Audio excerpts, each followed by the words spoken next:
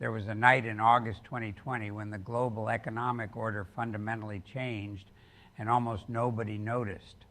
While Americans slept, while European markets were closed, while the world was distracted by a pandemic, China made a decision that will reshape capitalism itself for the next 50 years. And the crazy part, most people still don't understand what happened or why it matters. Let me paint you a picture. Jack Ma, China's richest man, the founder of Alibaba, the guy who was basically Chinese Elon Musk before Elon, was about to pull off the biggest IPO in human history. Ant Group, his fintech company, was set to raise $37 billion in a single offering. Wall Street was salivating. Investors worldwide were fighting for shares. This was going to be the crown jewel of Chinese capitalism. Then, 72 hours before the IPO, the Chinese government canceled it, just stopped it, pulled the plug on $37 billion like it was nothing. Jack Ma, who had given a speech criticizing Chinese financial regulation, disappeared from public view for months.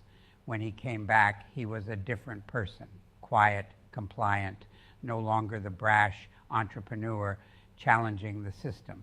But this wasn't just about one billionaire or one company. This was the moment China fundamentally changed its economic model, and nobody in the West understood what was actually happening. We thought it was just typical authoritarian crackdown stuff. We completely missed that China was executing the most significant economic policy shift since Deng Xiaoping opened up the economy in 1978. Here's what actually happened that night and in the months that followed. China looked at American-style capitalism, the kind that created tech billionaires and platform monopolies and massive inequality, and they said, we're not doing that, we're going down a different path. And then they systematically dismantled the model they'd been building for 20 years. Think about the scale of what followed. They crushed the private tutoring industry overnight, wiping out hundreds of billions in market value. They forced tech companies to break up monopolistic practices. They imposed strict regulations on data collection and algorithmic manipulation. They capped profits in healthcare and education. They went after celebrity culture and gaming addiction. They restructured the entire real estate development model. Western investors lost trillions. The narrative became China is killing its economy and Xi Jinping doesn't understand markets. But here's what we missed. This wasn't economic incompetence. This was the most carefully planned economic restructuring in modern history. And it's working exactly as intended. Let me explain the actual strategy, because once you see it, everything makes sense. China looked at the American model and identified what they saw as fatal flaws. Tech monopolies controlling public discourse, billionaires with more power than governments, education becoming a luxury good, housing as a speculative asset rather than shelter, entertainment and addiction optimized for profit over social good, financial engineering replacing productive investment. They decided they didn't want any of that, so they created what they're calling common prosperity. And before you dismiss this as communist propaganda, understand what it actually means in practice. It means the economy should serve social goals, not the other way around. Capitalism is a tool, not a religion. Markets are useful, but they're subordinate to national interests. Here's where it gets really interesting. The private tutoring crackdown, that wasn't about destroying an industry. It was about preventing education from becoming a class divider where rich kids get ahead because their parents can afford expensive tutoring. China wants meritocracy based on ability, not wealth. So they made private tutoring for school subjects illegal. Boom, problem solved. The tech crackdown, it wasn't about stifling innovation. It was about preventing tech platforms from becoming more powerful than the state. In America, Facebook and Google and Amazon shape policy. They influence elections. They control information flow. China looked at that and said, absolutely not. Tech companies can innovate, but they serve the state and society, not the other way around. The real estate restructuring. China recognized that turning housing into a speculative investment was creating the same problems plaguing the West. Young people couldn't afford homes. Developers were getting rich while families went into crushing debt. So they intentionally deflated the bubble, let over-leveraged developers fail, and are shifting toward a model where housing is for living, not speculation. Now here's what blows my mind. Western economists called all of this economic suicide. They predicted collapse, recession, social unrest. 2 years later, what actually happened? China's economy is fine. Growth is steady. Employment is strong. Social stability is high. But the economy is fundamentally different. It's been restructured from the ground up. Let me give you some numbers that should shock you. After all these destructive policies, China's GDP growth still exceeds most Western countries. Their tech sector continues innovating despite regulations. Their education outcomes remain among the world's best. Youth unemployment, which spiked during the restructuring, is coming back down. The sky didn't fall, the economy didn't collapse, they just changed the rules. But here's the really fascinating part. They're exporting this model. Countries around the world, especially in the developing world, are watching China prove that you can have economic growth and technological advancement without accepting American-style inequality and corporate power. This is ideologically threatening to the entire Western economic order. Think about what this means for global capitalism. For 40 years, the Washington Consensus said there's one way to develop: privatize, liberalize, deregulate, let markets decide everything. China is proving there's another path: state-directed capitalism with clear social goals, markets for efficiency, state control for direction, and it's working. Let me tell you about the night I personally understood this shift. I was reading about the gaming regulations China imposed. Kids under 18 can only play video games 3 hours per week and only on weekends. My first reaction was typical Western outrage: authoritarian overreach, nanny state, killing innovation. Then I actually thought about it. Gaming companies were literally optimizing addiction in children. They were using psychological manipulation to maximize engagement and spending. Parents were losing control of their kids to algorithmic exploitation. China looked at this and said, this is not acceptable. Profits don't justify harm, and they shut it down. Is it heavy-handed? Absolutely. Does it limit personal freedom? Sure. But is it crazy to say that maybe companies shouldn't be allowed to addict children for profit? The more I thought about it, the more I realized that China was addressing a real problem that Western countries acknowledge but refuse to solve because corporate interests are too powerful. That's when it clicked for me. This isn't about communism versus capitalism. It's about who controls the economy, corporations or governments. In America, corporations have enormous power to shape policy, influence regulation, and prioritize profit over social good. In China, the state maintains ultimate control and can override corporate interests when they conflict with social goals. You can debate which system is better, but you can't deny that China's model gives them capabilities Western governments don't have. When China decided housing speculation was a problem, they fixed it. When they decided tech monopolies were too powerful, they broke them up. When they decided education inequality was growing, they addressed it. Meanwhile, Western countries talk about these same problems endlessly, but rarely solve them because corporate lobbying prevents real change. Here's something that really doesn't get enough attention: the speed of execution. In August 2020, Ant Group IPO was canceled. By November, new fintech regulations were published. By January 2021, they were being enforced, 6 months from decision to implementation. Compare that to the United States, where we've been talking about regulating big tech for 5 years with essentially zero meaningful legislation passed. Or look at the education reforms. July 2021, the policy was announced. By September, the private tutoring industry was effectively gone. Hundreds of billions in market value evaporated, hundreds of thousands of jobs disappeared, an entire sector was restructured in 8 weeks. Again, you can argue about whether this is good or bad, but you cannot argue about effectiveness. This execution speed is itself a strategic advantage. China can identify problems, design solutions, and implement them faster than Western democracies can have committee meetings about having committee meetings. When the world changes quickly, the ability to adapt quickly matters enormously. Let me talk about something specific that illustrates the whole shift: live stream shopping regulations. In the West, this would be a minor consumer protection issue. In China, it became a test case for the new economic model. Live stream sellers were making fortunes, some becoming mega celebrities using aggressive sales tactics and sometimes deceptive practices. China didn't just regulate disclosure or ban false advertising. They went further. They set rules about how emotionally manipulative sales tactics could be. They required live streamers to be trained and certified. They made platforms liable for seller misconduct. They capped the commission rates platforms could charge.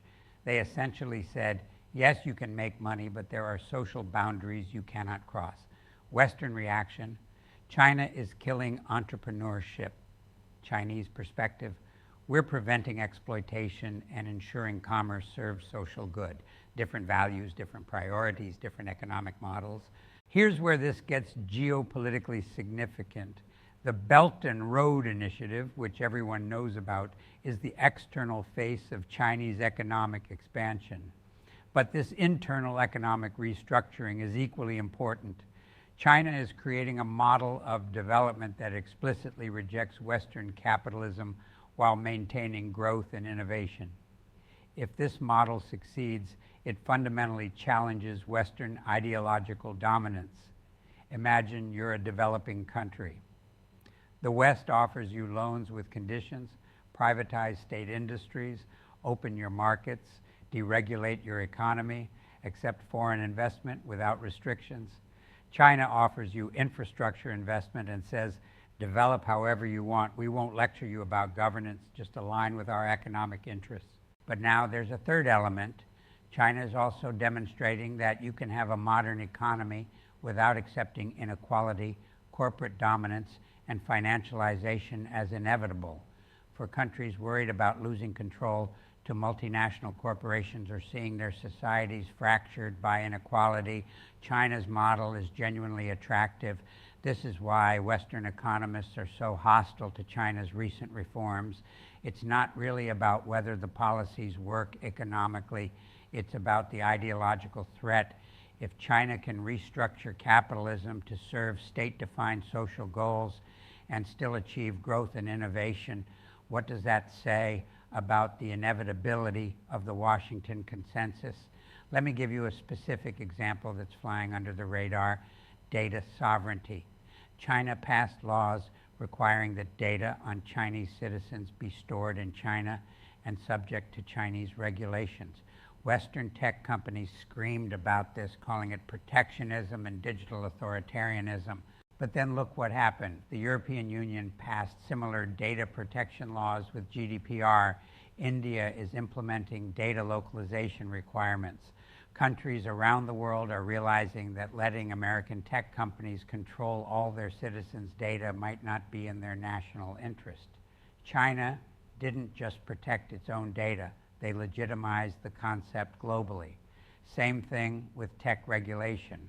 When China started breaking up monopolistic practices in tech, Western media mocked them. 2 years later, the EU is passing the Digital Markets Act. The US is pursuing antitrust cases against big tech, and countries worldwide are implementing similar regulations. China was ahead of the curve, not behind it. Here's something that keeps me up at night. What if China's economic model is actually more adapted to the 21st century than America's? What if the ability to rapidly regulate AI, manage algorithmic systems, control data flows, and subordinate corporate interests to social goals is a strategic advantage in the digital age? Think about AI regulation. The The US is still debating whether and how to regulate AI while companies race ahead with minimal oversight. China has already implemented comprehensive AI regulations covering algorithms, data use, content generation, and social impact. Are their regulations perfect? No, but they have a framework while the West has endless debate. Or consider climate change. China is building renewable energy capacity faster than the rest of the world combined. They're electrifying transportation, reshaping industrial processes, and investing trillions in green technology. They set targets and hit them. Western countries set targets and miss them because corporate interests block necessary changes. Let me address the obvious counter-argument, but at what cost to freedom? This is the question everyone asks, and it's legitimate. China's model requires accepting state control over many aspects of economic and social life. There's less individual freedom, less space for dissent, less protection for those who challenge the system. But here's the uncomfortable question. Are Americans actually free when medical bankruptcy is common, when student debt is crushing, when housing is unaffordable, when retirement is uncertain, when your job can disappear overnight? Economic security is a form of freedom too. And China is increasingly providing that while American-style freedom sometimes means freedom to fail, freedom to be exploited, freedom to fall through the cracks. I'm not saying Chinese system is better. I'm saying the conversation is more complex than freedom good, authoritarianism bad. Different societies might make different trade-offs between individual autonomy and collective security, between market freedom and state direction, between personal liberty and social stability. Here's what really changed that night in August 2020. China stopped trying to prove they could do capitalism the Western way. They stopped seeking approval from Wall Street. They stopped caring whether Western economists thought their policies made sense. They decided to build their own model based on their own values and their own definition of success. And this is terrifying to the West because our entire post-Cold War worldview assumed everyone would eventually adopt our model. Fukuyama's end of history assumed liberal democratic capitalism was the final form of human governance. China's success with a different model shatters that assumption. Let me tell you about the corporate response because this reveals everything. After the initial shock, smart Western companies adapted. They accepted Chinese regulations, restructured their operations, and continued doing business. Apple, Tesla, Starbucks, they all operate successfully in China under the new model because they accepted the basic premise: in China, you play by Chinese rules. But there's a deeper shift happening. These companies are learning that you can run a profitable business under tighter regulation and state oversight. When they come back to Western markets, some are actually advocating for clear regulations because operating in a well-defined framework is sometimes easier than navigating uncertain regulatory environment. Meanwhile, Chinese companies are becoming more competitive precisely because they've adapted to stricter regulations. When you have to innovate under constraints, you sometimes develop better products. Chinese EVs are competitive globally, partly because they had to meet strict government standards early. Chinese apps are often better designed because they couldn't rely on addictive dark patterns. Here's a prediction. 10 years from now, we'll look back at August 2020 as the moment the global economic order fractured into two distinct models.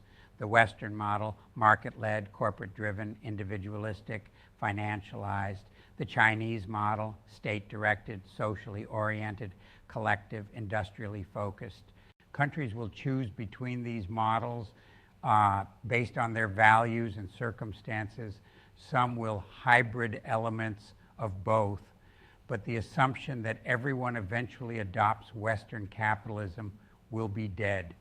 And that changes everything about how we understand economic development, globalization, and geopolitical competition. Let me get specific about what this means for you personally. If you're investing, you need to understand that Chinese markets operate under different logic than Western markets. Profitability matters, but so does social value. A company can be destroyed overnight if it crosses political red lines, but companies that align with state goals get enormous support. If you're in business, you need to understand that the Chinese market, which is enormous and growing, plays by rules that prioritize social outcomes over pure profit maximization. You can succeed, but you have to genuinely serve social goals as defined by the state, not just claim to for marketing purposes. If you're a worker, you should understand that China is demonstrating that technological advancement doesn't have to mean job insecurity and inequality. They're showing that you can have AI and automation while maintaining employment through state intervention and industrial planning. Whether this is sustainable long-term remains to be seen, but it's a different approach. Here's what really bothers me about Western coverage of all this: the refusal to engage seriously with China's model. Everything is dismissed as authoritarian overreach or economic incompetence. There's no genuine attempt to understand the logic, the goals, or the potential advantages of a different approach. This intellectual arrogance is dangerous because it prevents us from learning. Maybe China's approach to tech regulation has some ideas worth considering. Maybe their focus on housing as shelter rather than investment makes sense. Maybe subordinating finance to productive economy is smart. Maybe we could learn something if we weren't so convinced of our own superiority. I'm not saying adopt their political system. I'm saying engage seriously with their economic ideas. Some are bad, some might be brilliant, but dismissing everything because it comes from an authoritarian government is intellectual laziness that serves our own economic elites who don't want their power challenged. Let me end with this. That night in August 2020, when China canceled the Ant Group IPO and started restructuring their entire economic model, they made a bet. They bet that state-directed capitalism could outcompete market-led capitalism in the 21st century. They bet that social stability and collective prosperity would prove more sustainable than individual wealth and market freedom. They bet that their model could deliver growth, innovation, and rising living standards without accepting Western-style inequality and corporate dominance. We don't know yet whether that bet will pay off. It might fail spectacularly. China might stagnate. Their model might prove unsustainable. But we also don't know that it will fail. And if it succeeds, if China proves that there's a viable alternative to Western capitalism that delivers prosperity without the downsides we've accepted as inevitable, that changes everything. The global economic order that's existed since World War II, the Washington Consensus that's dominated development thinking since the 1980s, the assumption that capitalism has one optimal form, all of that is being challenged, not with rhetoric, not with theory, but with an actual alternative model being implemented in the world's second largest economy with 1.5 billion people. That night, everything changed. We're still processing what it means, but mark my words, when historians look back at the early 21st century, August 2020 will be remembered as a turning point. The night China stopped following the Western economic playbook and started writing their own. The night the global economic order fractured. The night everything changed, and most people still don't even know it happened.